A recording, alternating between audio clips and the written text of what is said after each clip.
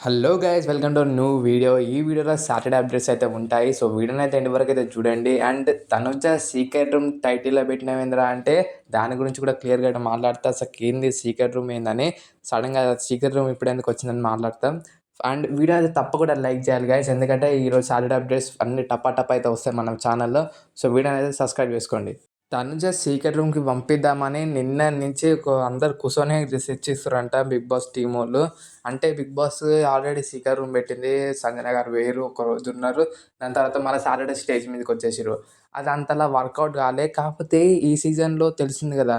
ఒక మంచి కంటెస్టెంట్ పంపితే మంచి హైప్ వస్తది. బిగ్ బాస్ గత 2 వీక్స్ నుంచి కొంచెం డల్‌గా నడుస్తుండే.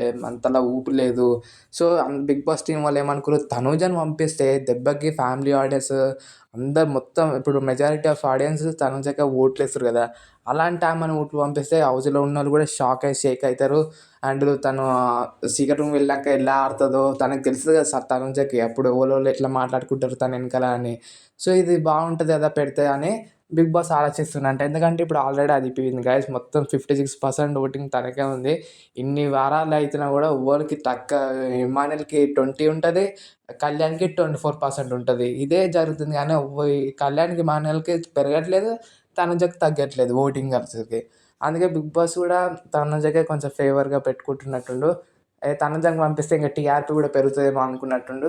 సో, తనుజనైతే సీక్రెట్ రూమ్ పంపిద్దామని అనుకుంటున్నంట ఈ వారం డబుల్ ఎలిమినేషన్ పెట్టి.